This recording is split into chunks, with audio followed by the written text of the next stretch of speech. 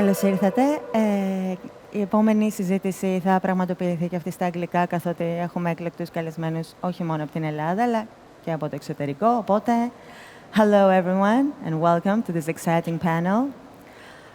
Today's discussion theme is Upcycled Materials, Sustainable Futures, Bridging Greece and Italy through Innovative Architecture. This topic addresses one of the most critical challenges in modern design: how to create sustainable futures while respecting tradition and the environment. Upcycling, the practice of transforming existing materials into something of greater value, has emerged as a powerful solution to this balance. Greece and Italy, two nations bound by history, geography, and a shared love for art and design, offer fertile ground for exploring new architectural innovation and how can integrate upcycled materials to create meaningful and sustainable futures. Today's discussion will showcase how architects in both countries are leading the way. But before I welcome our panelists, I would like to introduce a very special guest who is a big lover of design, or at least what I have told. It's my pleasure to introduce you to the Ambassador of Italy to Greece, His Excellency, Mr. Paolo Cuculi. Hello. Thank you. The speech is yours. Thank you so much, distinguished guests, dear friends, and first of all, thank you for this invitation. It's a first time to me as a relatively newcomer to Greece, and I was so thrilled by the invitation that I decided to postpone my flight back to Rome tomorrow to be here, and from the first glance I had, it is absolutely worthwhile. So, it is a privilege for the Ambassador of Italy to be here in view of the long-standing historical, cultural, political connections between Italy and Greece. We share history, we share common values, and with our common culture, Italy and Greece have shaped modern Western and world society as we know it. And both in Italy and in Greece, the landscapes are adorned with architecture, sculpture, design in a whole sense that are, first of all, a testimony of a great common past.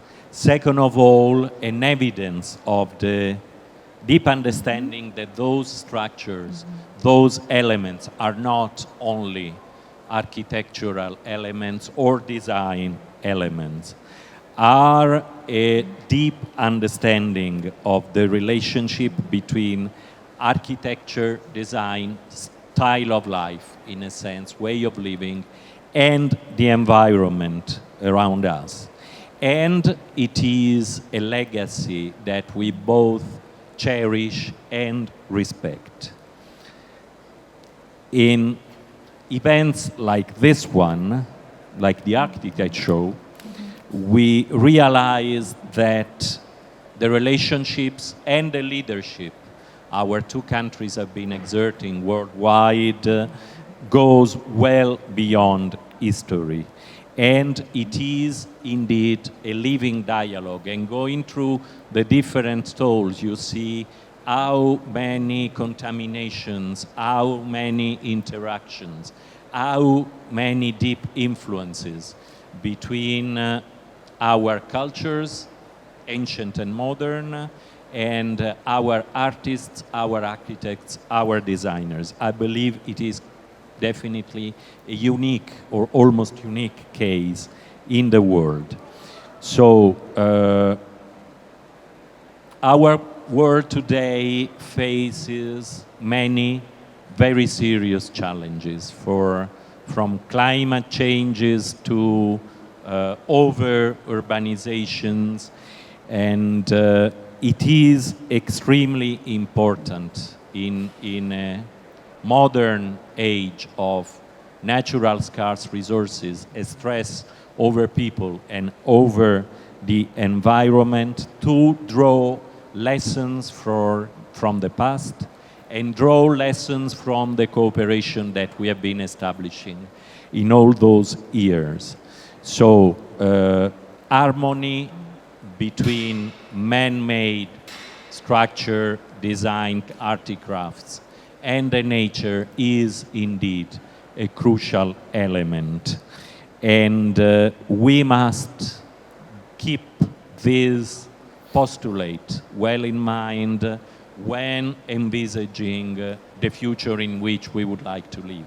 And this is also a responsibility on those like all of you, all of us, who have chosen this fascinating field of design, architecture, infrastructures as the priority field of initiatives. So Italy and Greece, as in the past, perhaps more than in the past, are called to lead by example, by creating living spaces, buildings, design elements that are energy efficient and environmentally friendly, while immediately conveying the sign that this is something Italian, that this is something Greek.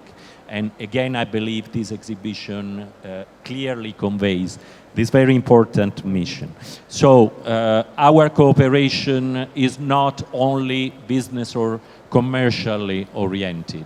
It goes much deeper. It is made, as you know better than I do, by exchanges of best practices, by exchanges in the academic world, and all this can and hopefully will, as it already does, inspire a new generation of creative actors, architects, designers,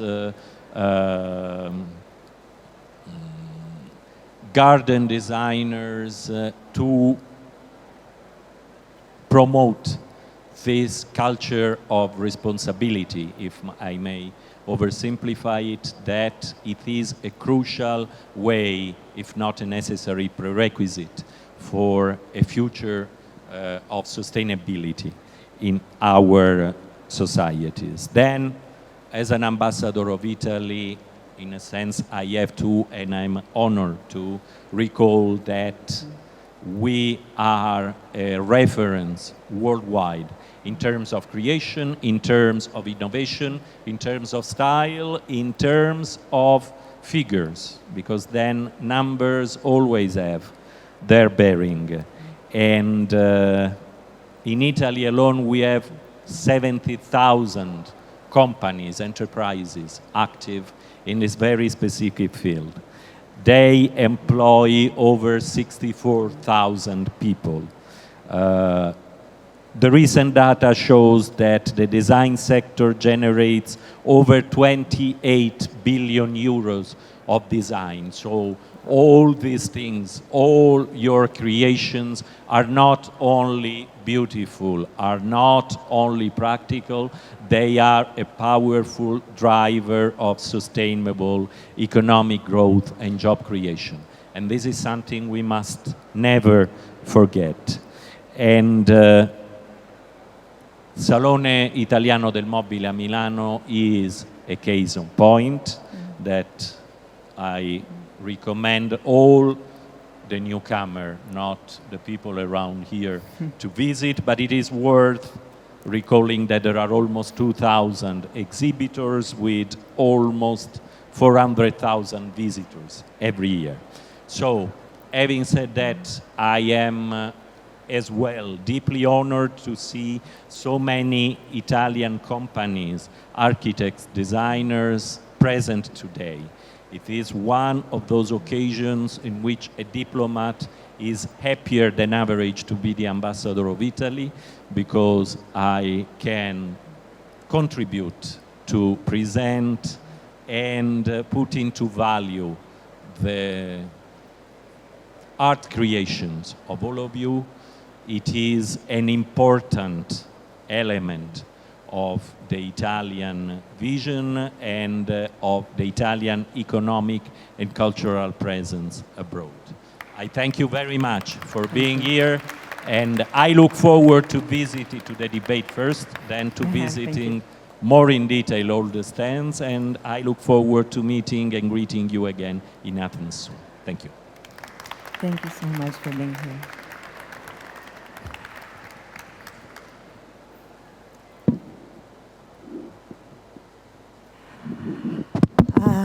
Excuse me, sorry. So before we continue, let me say that His Excellency has been warmly invited to this event from the designers 𝗦𝗱𝗲𝗿𝗁𝗁 and Michele of 𝗫𝗍𝗍 Studio, who are also responsible for creating this exhibition, and for the Camere con Vista, the 6 majestic rooms you can admire at the entrance of the exhibition center. So let's continue with our esteemed panelists. From Italy, we will hear from 𝗠liche, a renowned Italian architecture firm celebrated for their forward-thinking approach to materials, including the creative use of upcycling in urban and residential projects. 𝗠liche is a cutting-edge architecture firm renowned for its focus on innovation, sustainability, and material use. This year, the prestigious Architectural Digest has included 𝗠liche in the list of the top 10. For the discussion here today, straight from Italy, is here with us Mr. Michele Rossi. Hello.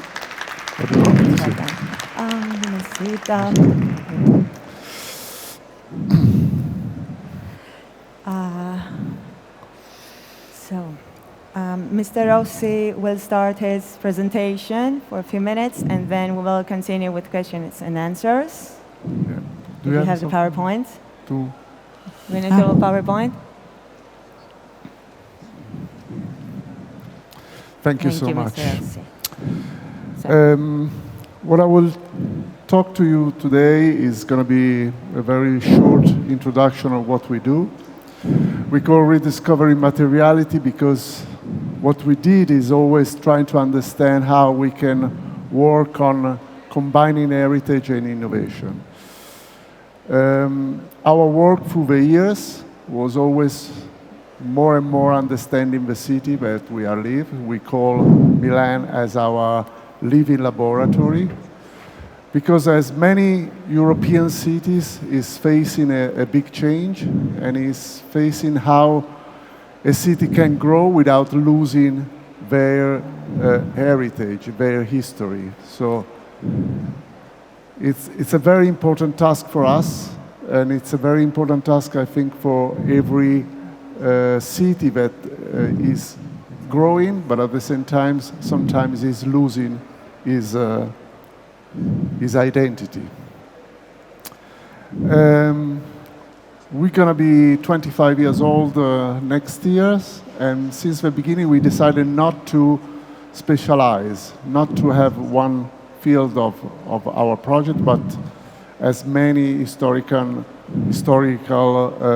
architects in Italy, we work from architecture to urban planning to landscape to interior and product design.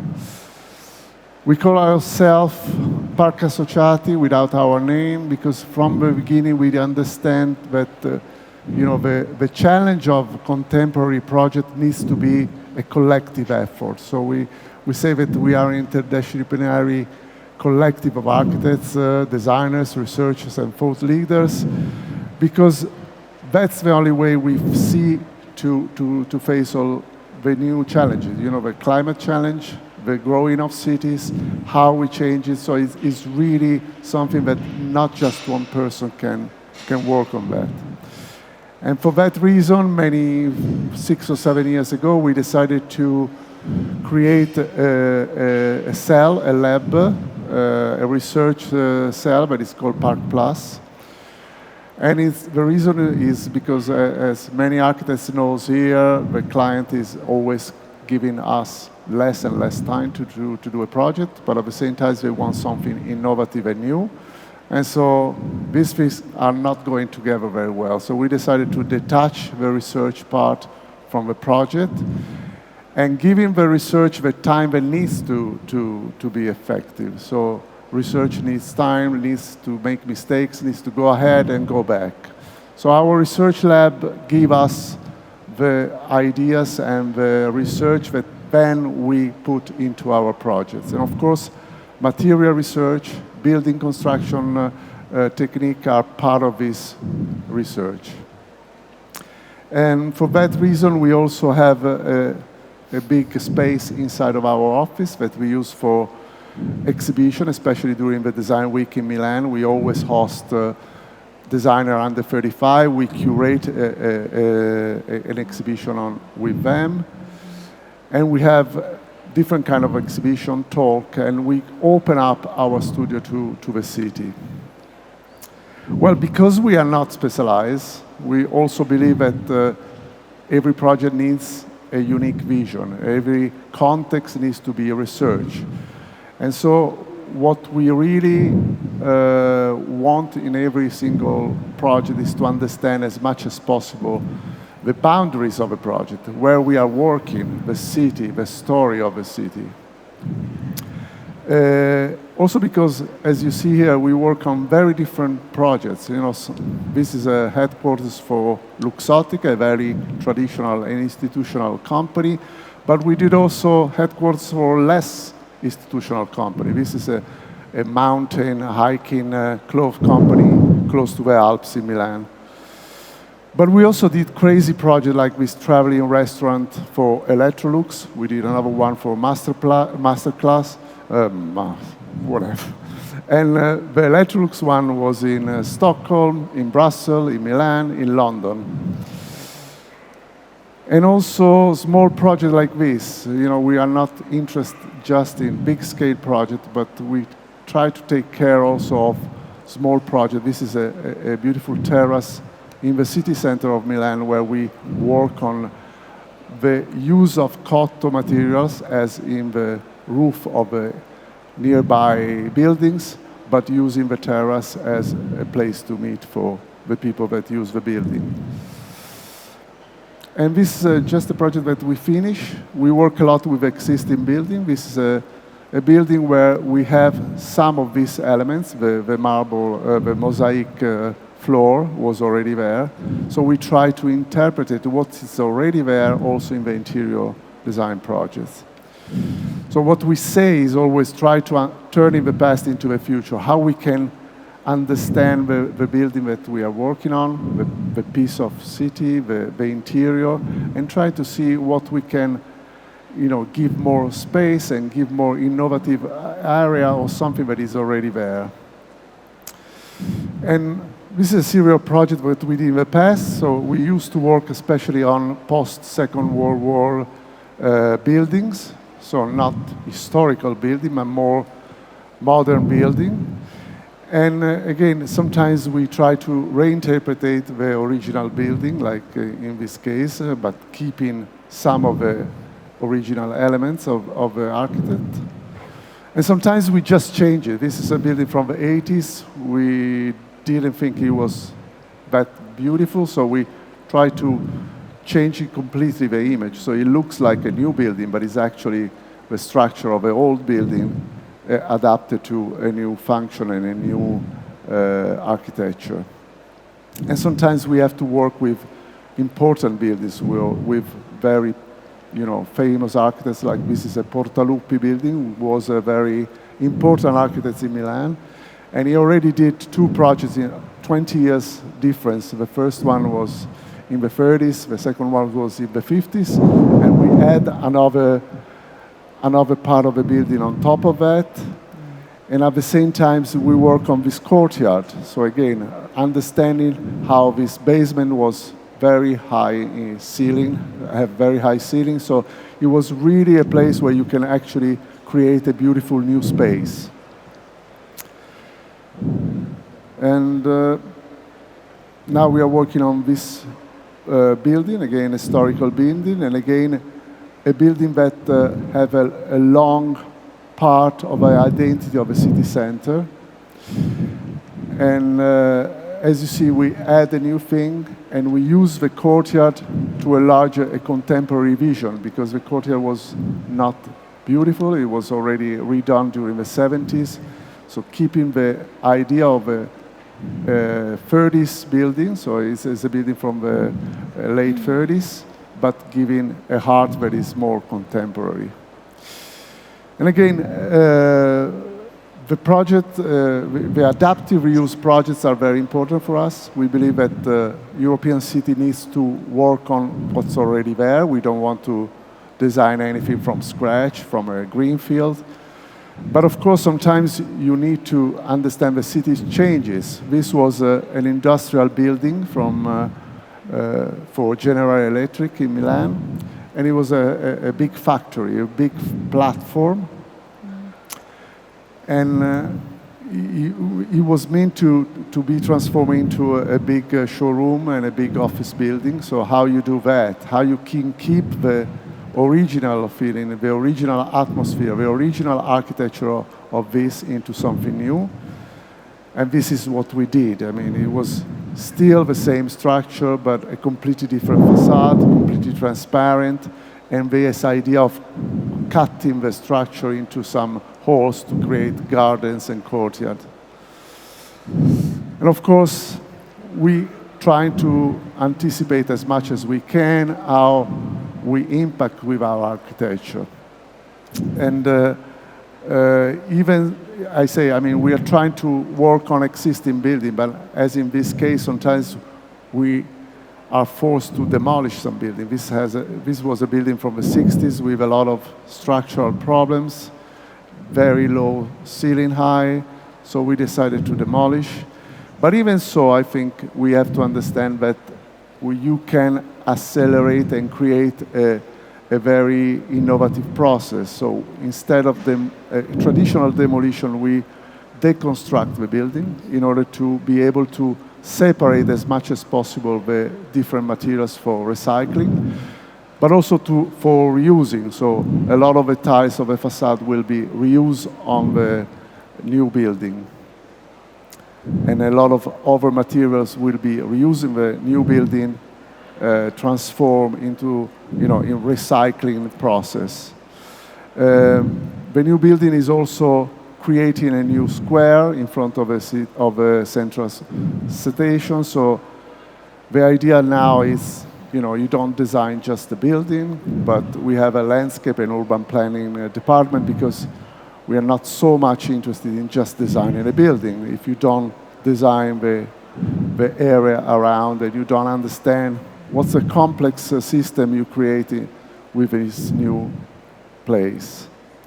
And this is the second big building that we are doing right in Milan. It was a competition for the new governative tower. And again, the idea is to create an inner garden, a secret garden inside of this building, and a new public space that is very easy to access and to create new connection through the city. And public space is again something that we are really interested. We are doing a lot of research on that. I think what is really important, I think, for Italian and Greece architecture is to understand that we have a strong heritage, a strong culture about public space, which we take for granted, but at the same time, it's something that is not so common. We have to take care of what we have, but also we have to understand that we have a common culture that is giving us the opportunity to create a new public space idea, a new idea, because we're starting from something that is already strong and important for us. And that's about it. I was in time. Thank you. Thank you so much, Thank you very Mr. much. Rossi. You may take a seat. I'd like to invite on stage our next esteemed panelist. From Greece, today we will hear from Pieris Architects, a leading Greek firm known for merging Mediterranean traditions with innovative sustainable practices. Its project by Pieris Architect is guided by a strong commitment to sustainability. Their approach, based on eco-emotional intelligence, sees architecture as a blend of thought, feeling, instinct, and physical experience. For the discussion here today is with us Ms. Stella Pieri. Okay, thank you. Καθίστε. Θα μπορούσα να κάτσω. Καθίστε εκεί.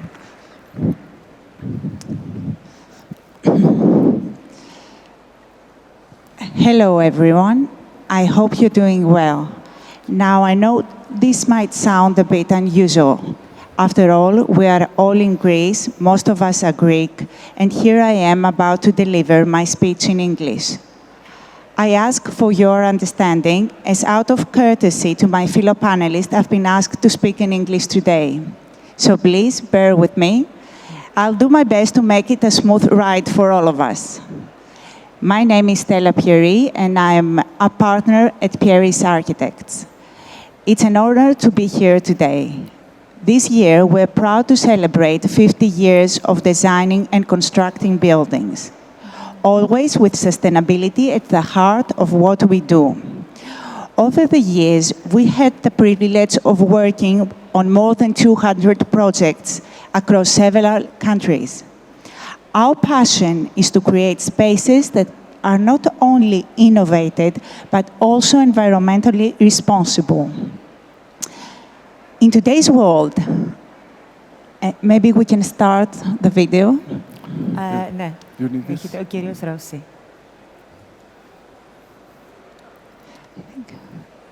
I think they can... Τεχνικά. In today's world, architecture is no longer just about creating structures.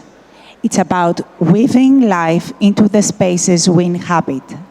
At Pieris Architects, we believe that the future of architecture lies in the seamless integration of technology, nature, and emotion. It's a balance between the rational and the poetic, where functionality meets the soul. We call this approach information-driven design, which allows us to create spaces that embrace the beauty of imperfection, the elegance of simplicity, and also a deep commitment to eco-consciousness. Our vision for the future is what we call architecture of second nature, where each design reflects the natural world, blending the man-made with the organic in perfect harmony.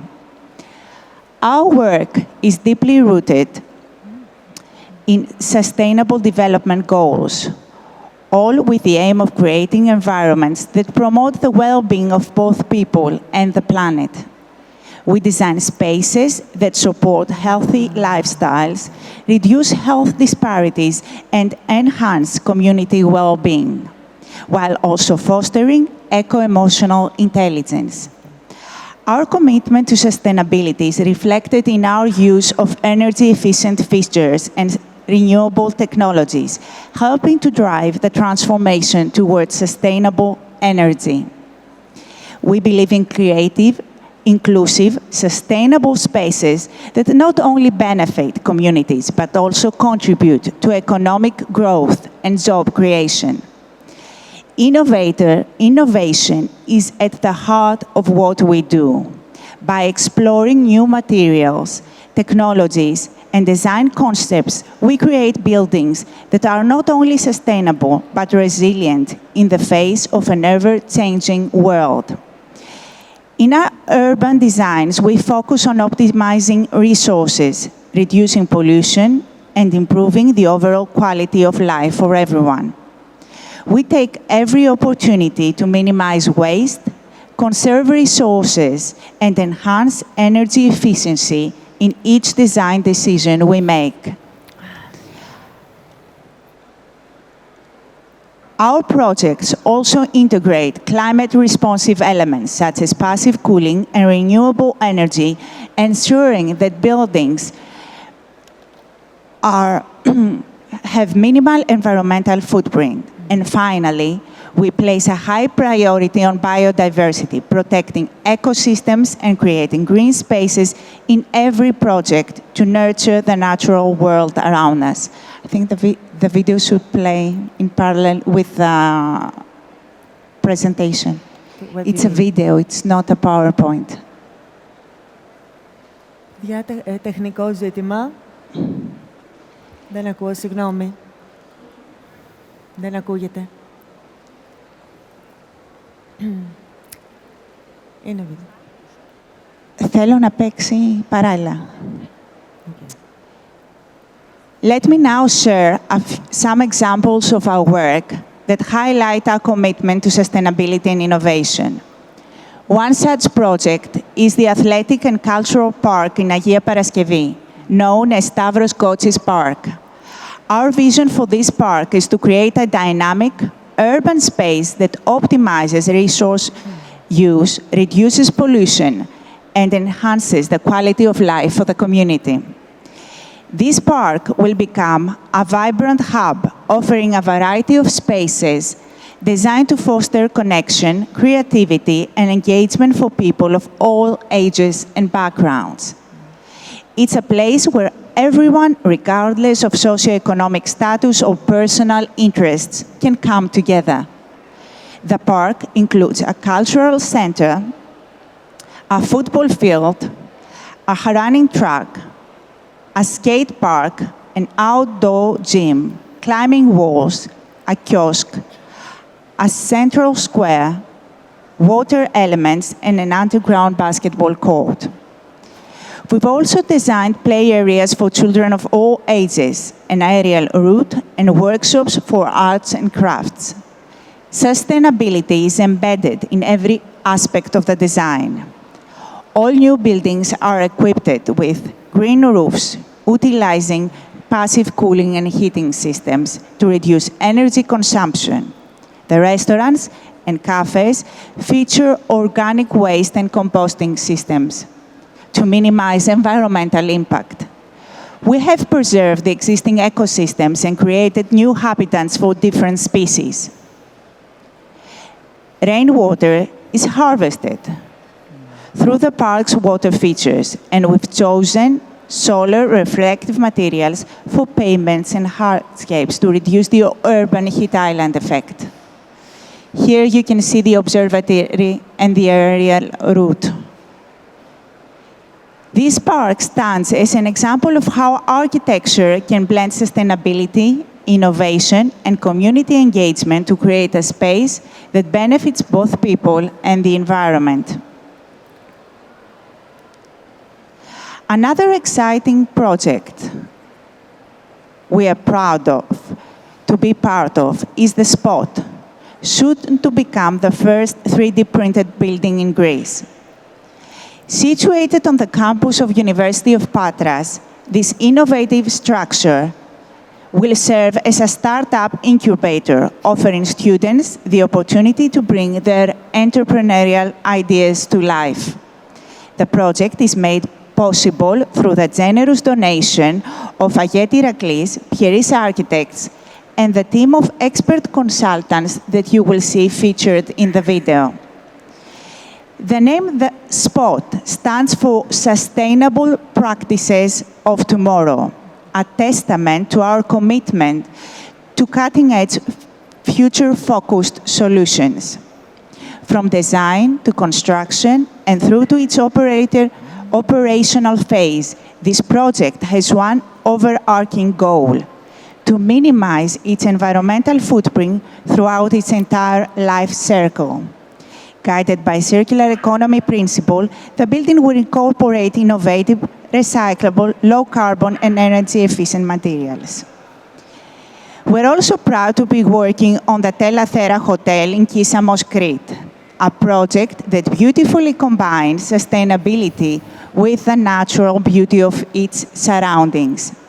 This hotel integrates bioclimatic strategies to enhance energy efficiency while blending harmoniously into the landscape. The hotel's sustainable passive energy features, such as green roofs and water elements, help reduce surface temperatures and improve energy efficiency. Located within existing olive groves, the project will involve transplanting 100 olive trees, preserving the site's rich natural heritage. We are embracing permaculture to enhance biodiversity and ensure the land is managed sustainably. A lighting study has helped us reduce light pollution, ensuring the hotel integrates respectfully with the environment. In Athens, we are transforming an existing office building into the 𝗠𝗲𝗿𝗁 Vision Urban Hotel, demonstrating how adaptive reuse revitalizes urban spaces. By repurposing an old structure, we save materials and reduce the need for new resources, which in our opinion is one of the most environmentally responsible choices in construction, especially in dense urban environments. Finally, I'd like to share a collaboration on the Keller Table series, a striking example of upcycling in partnership with 𝗦𝗽𝗲𝗿𝗁. We have created design objects that show how art and sustainability can come together to produce something beautiful and environmentally responsive. These pieces are crafted from marble originally disregarded as defective due to a natural geological phenomenon. Rather than viewing these imperfections as flaws, we embrace them, transforming them into works of art that tell a powerful story of sustainability. By celebrating the beauty of imperfection, we've given new life to what once was disregarded. All these projects reflect our dedication to creating spaces that are not only functional, but also rooted in our core values of sustainability, innovation, and community connection. As we move into the next 50 years, we remain dedicated to pushing the boundaries of architecture, creating spaces that not only serve, but inspire. Thank you for your attention. Thank you so much.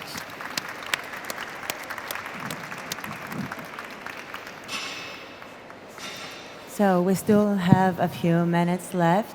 I'll continue with a couple of questions for both of our guests. And if any of you has any questions from the audience, feel free to ask. So, as architects, we are challenged with design for today's needs while addressing future needs. How do you envision architecture in Greece and Italy evolving in the next 20 years? Do you see a shared Mediterranean approach emerging, or a shared technological approach, maybe more advanced? Yes. Who would like to go first? I will agree with Mr. Rossi that sustainability is based on teamwork. It's the result of teamwork. It's the result of many disciplines. And it's also very interesting when these teams come from different countries and they're all asked to work together in one project in a foreign country.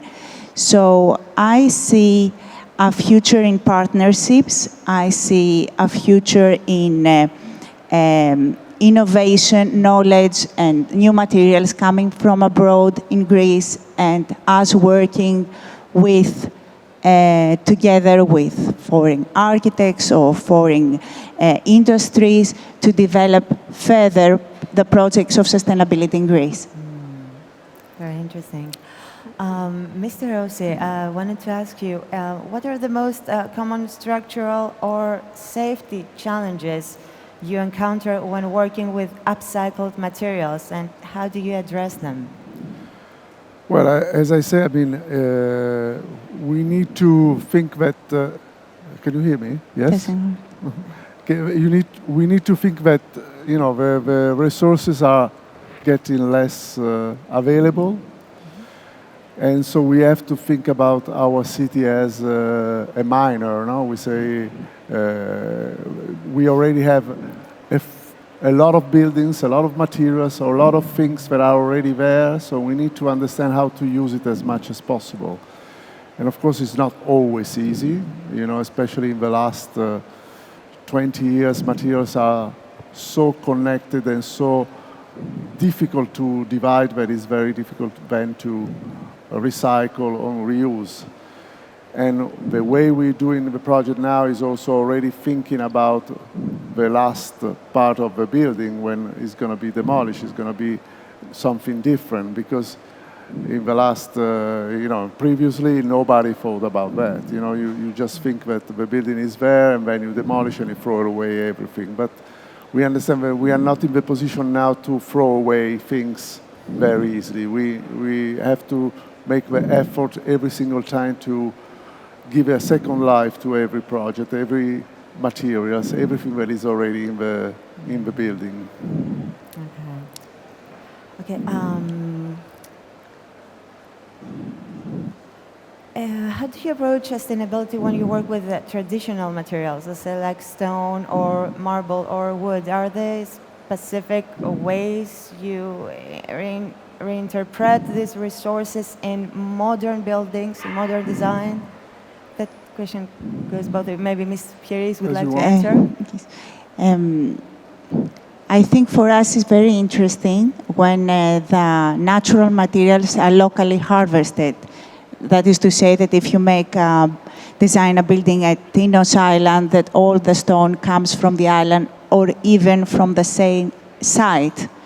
It's also important when we speak for sustainability to work with local craftsmen and use people from that location at society, because sustainability also includes a concern for local societies. Using traditional materials like stone and marble in innovative modern ways is always interesting, but for us, in our practice, it's also interesting to make a reference to their traditional use. So it's actually a combination that depends on the nature of the project, on the concept of the project, what is the main idea that we want to that we want the future building to resonate to its users. Does it have to do with the location that the building is? Does that particular location maybe have a traditional technique of using the stone? And how can we innovate in our design by using both tradition and a modern perspective? Okay. Thank you so much. I don't know if Mr. Rossi would like to add something on it, or well, just on your first question about the future of our city, let's say Italy and Greece, I think there is a great opportunity to find a new way of development. That's why I was trying to talk as much as possible about heritage and culture, because we shouldn't allow, I mean, it's already happened in Milan too much, from my point of view. We shouldn't allow to just build and just become one of the many cities that doesn't have an identity anymore. I think the heritage, the story that we have should of course be transformed. We don't want to live in a museum. Nobody wants to live in a museum. We want to live in a place that you can actually feel that there is a life. Cities are like languages. If you don't talk a language, then becomes a dead language. And cities are like that. If you don't change it, if you don't allow them to change and to be, innovative and to be part of what they are, the contemporary needs, then they're going to die.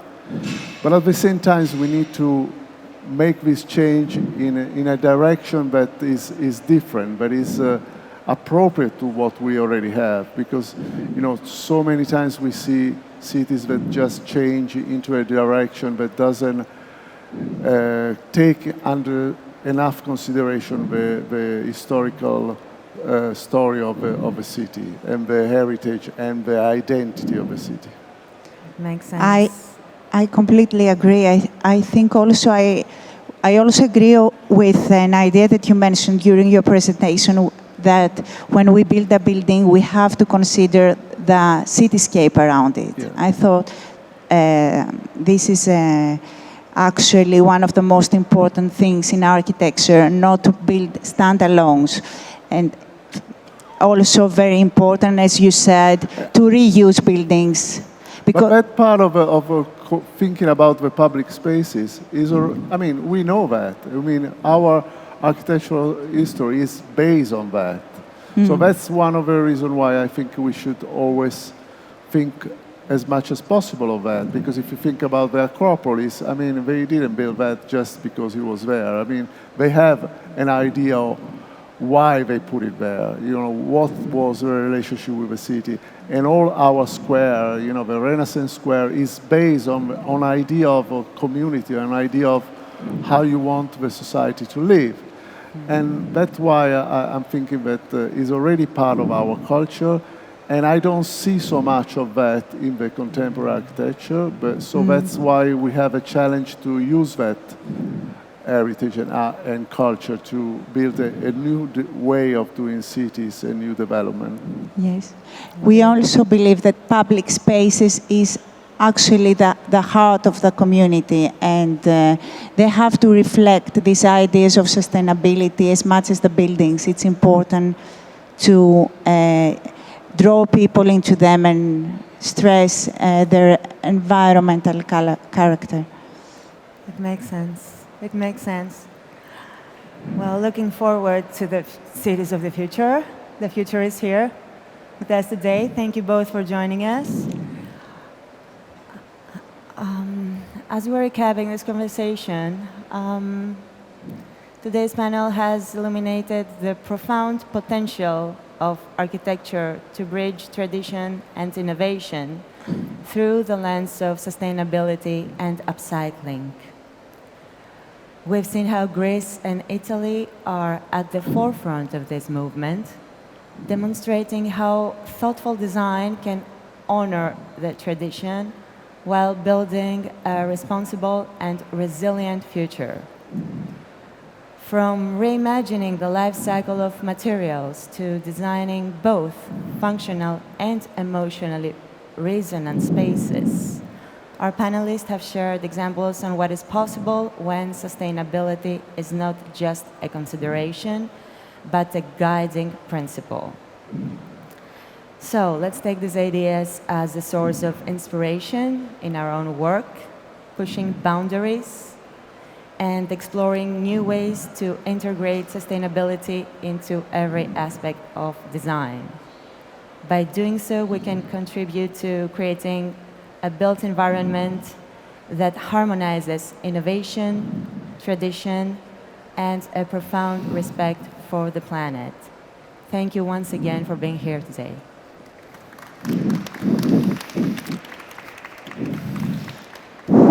Congratulations. Thank you so much. Beautiful.